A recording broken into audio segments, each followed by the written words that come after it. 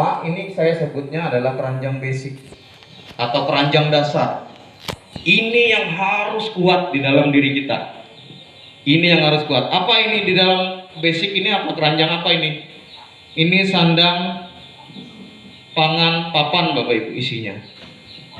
Sandang, pangan, papan isinya, kebutuhan hidup kita. Kemudian apa lagi? Ada biaya hidup di sini. Ini kan sama tuh. Mana tadi? Nih ada biaya hidup. Kemudian apa lagi di sini? Tabungan, Bapak Ibu. Yaitu yang saya bilang tadi harus mengcover 6 bulan ke depan. Ada 3 yang harus ada di sini. Di sini di basic. Sandang, pangan, papan itu kebutuhan kita sehari-hari. Kemudian ada biaya hidup yang harus kita penuhi. Kemudian ada tabungan. Kemudian kalau sudah ini terpenuhi, baru kita merajut keranjang kedua. Kita sebutnya di sini grow, keranjang pertumbuhan. Di bagian ini yang harus ada tumbuh. Mungkin bagi Bapak Ibu sudah PNS di sini berarti pekerjaan di sini isinya. Pekerjaan, boleh saya bilang bisnis Bapak Ibu ya. Kalau saya saran boleh Bapak Ibu, pengalaman dari bapak saya. Kalau sudah PNS tetaplah cari ada bisnisnya. Terserah apa, mau madu kelulut kah, mau sarang burung walet kah, harus ada. Jangan mengharap hanya PNS saja. Karena saya pengalaman bapak saya dulu punya kebun, ada, tapi tidak di bisnisnya, tidak dijualnya. Kebun hanya sekedar kebun. Punya kebun nanas, punya karet, punya, tapi nggak dikelola beliau, hanya sekedar hiburan. Pulang dari sekolah ke kebun, hasil kebunnya diapain? Nggak ada, tinggal bilang sama saudara, datang, kalau mau ke nanas ambil sana di kebun, kalau mau jeruk ambil sana di kebun, cuman gitu doang, nggak dijual. Kemudian apalagi di sini? Di sini yang ada investasi Bapak Ibu. Investasi nggak perlu saya jelaskan lagi, udah sini tadi. Ada tanah, ada rumah, kemudian ada emas di situ investasi. Nah, kalau sudah ini terpenuhi, keranjang kedua ini terpenuhi, maka inilah kita bisa ke sini Bapak Ibu, keranjang ketiga. Ini luxury kalau saya bilang. Apa ini? Gaya hidup. Di sini isinya yang barang-barang mewah, mobil mewah, misalnya barang-barang mewah itu berarti mobil, apalagi ya, jam tangan mewah, Rolex misalnya harga 900 juta. Di sini jam tangan mewah. Kemudian jalan-jalan ke luar negeri. Terus makan, ajak anak istri makan di luar. Nah, di sini tempatnya Bapak Ibu. Di keranjang ketiga. Tapi setelah keranjang pertama, kedua terpenuhi. Nah, pertanyaan saya simpel. Ini sudah kita lakukan pola kedua, pola ketiga kita lakukan. Bagaimana pertanyaannya jika terjadi yang namanya resiko hidup? Ada yang tahu resiko hidup? Ada 5 resiko hidup Bapak Ibu yang kita bawa sejak lahir. Jadi kita lahir itu nggak cuma bawa keberuntungan, kebahagiaan, kesejahteraan. Tuhan itu baik dan adil. Dia sertakan juga yang nggak baiknya ya. 5 resiko hidup yang nggak bisa kita tawar-menawar. Hanya Tuhan yang tahu. Apa itu? Kalau saya bilang es kacamat. Sakit, kecelakaan, cacat, meninggal dan tua. Benar? Meninggal ini pasti 100% warga Indonesia itu pasti meninggal di dunia lah. Tua juga pasti. Berdasarkan data WHO, ini sakit 80% warga Indonesia itu sebelum meninggal dia sakit dulu. Betul, saya mengalami, bapak saya sakit jantung dulu baru meninggal. Yang luar biasanya lagi, semua perkataan bapak sebelum meninggal terkabul. Bapak meninggal di usia 73 tahun. Di usia 70 bapak bilang, usia bapak ini bonus aja. Kalau bisa bapak lebih 3 tahun berarti bonus. Kenapa bonus? Karena bapak menunggu ada satu orang yang akan hadir di kehidupan bapak. Anak saya. Pas usia Bapak 73, anak saya usia 1 tahun, Bapak meninggal. Waktu anak saya lahir, Bapak bilang begini, tuntas sudah tugas Bapak di dunia. Bapak cuma menunggu anakmu aja. Kalau kamu sukses nggak Bapak tunggu, itu urusan kamu. Kemudian Bapak bilang gini, nanti kalau ada terjadi sesuatu dengan saya, kamu yang jemput Bapak. Kamu juga yang ngantar Bapak. Ternyata di hari Senin itu, tanggal 10 Juni itu, saya yang jemput Bapak ke Basaran.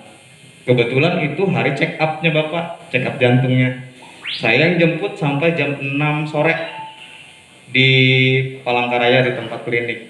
Jam setengah 7 dokter merujuk Bapak ke Betang Pembelum. Dari tempat klinik di Tilung itu saya yang ngantar lagi ke rumah sakit. Harusnya kakak saya yang polisi yang ngantar, yang nomor 3 itu.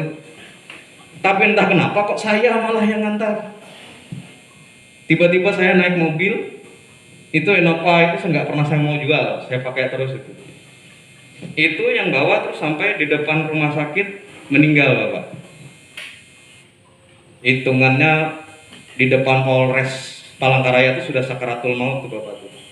Sudah kejang gitu, sampai di depan rumah sakit meninggal. Kalau versi saya Bapak meninggal di mobil, kalau versinya dokter meninggal di rumah sakit. Semuanya terkabul, saya yang membawa. Nah ini kalau terjadi seperti ini, anggaplah sakit Bapak Ibu. Saya kelompokkan dulu sakit nih. Sakit nih ada dua, ada sakit kecil dan ada sakit besar. Sakit kecil dan sakit besar. Kira-kira Bapak Ibu kalau sakit kecil yang berdampak besar deh, ada sakit kecil yang berdampak besar, kira-kira apa? Kalau kena diare masuk. Diare ini kalau salah penanganan bisa masuk rumah sakit loh Bapak Ibu. Terus apa lagi? Tipes. Tipes ini sakit kecil tapi berdampak besar. Kalau salah penanganan bisa larinya ke liver. Saya tipes misalnya, dokter selalu bilang gitu. Hati-hati ya Pak, jangan salah makan, karena orang tipes itu pasti larinya ke liver, ke hati. Terus apa lagi? DBD. DBD ini berbahaya nih. Istri saya 2016 akhir, Desember, Januari dia masuk kena DBD. Hampir kalau saya lambat pulang dari Basaran bisa punya istri 2 saya. Karena istri saya itu sudah kritis. Demam 3 hari, hari keempat sudah kategori kritis. Masuk rumah sakit. Kemudian apa lagi setelah DBD? Flu Bapak Ibu. Flu ini hati-hati. Kita kadang nggak bisa bedain antara flu, tipes juga nggak bisa bedain antara kena COVID. Karena gejalanya sama, batuk, pilek, badan pegal-pegal, hampir mirip. Sekarang ini sensitif sekali loh sama ini nih. Saya kalau anak saya flu sedikit udah langsung ke dokter. Saya pun kalau saya flu udah langsung ini. Lalu setujukah Bapak Ibu jika kita kena ini kita perlu biaya yang besar? Oh iya. Mungkin nggak? 10 juta sampai 100 juta. Mungkin ya? Mungkin. 10 juta mungkin. Kalau parah masuk rumah sakit 5 hari aja di rumah sakit. Apa yang paling mahal di rumah sakit Bapak Ibu? Obat? Ruangannya yang mahal Bapak Ibu.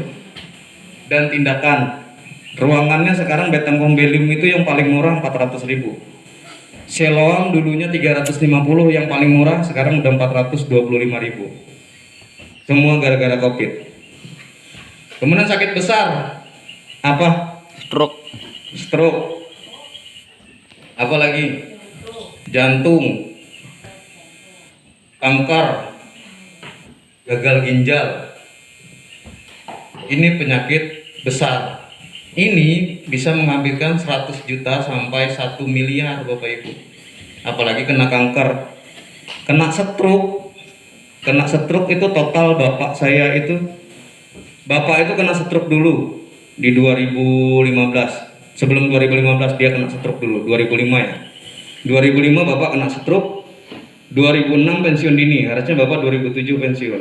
2005 kena stroke, 2006 pensiun dini.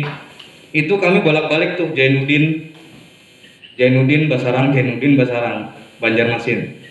Itu menghabiskan satu kali berobat Bapak pasti 3.800.000.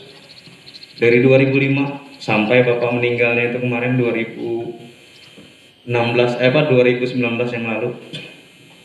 Itu menghabiskan total Bapak itu hampir 500 Bapak Ibu, 489 sekian untuk struknya doang.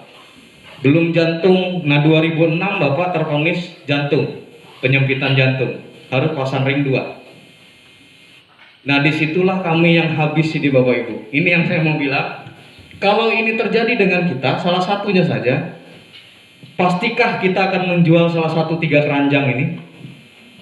Betul? Iya. Yang mana yang dulu akan kita jual? Pasti ini Bapak Ibu. Keranjang ketiga yang akan kita jual.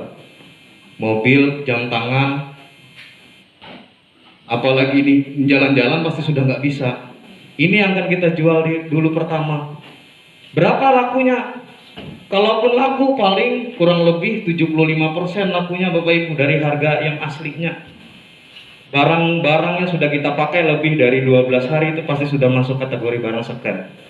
Coba deh beli HP harga 5 juta hari ini, pakai dulu 12 hari, jual ke toko, pasti harganya turun 75% atau 50%. Ini kalau ini tidak cukup, otomatis ke sini Bapak Ibu.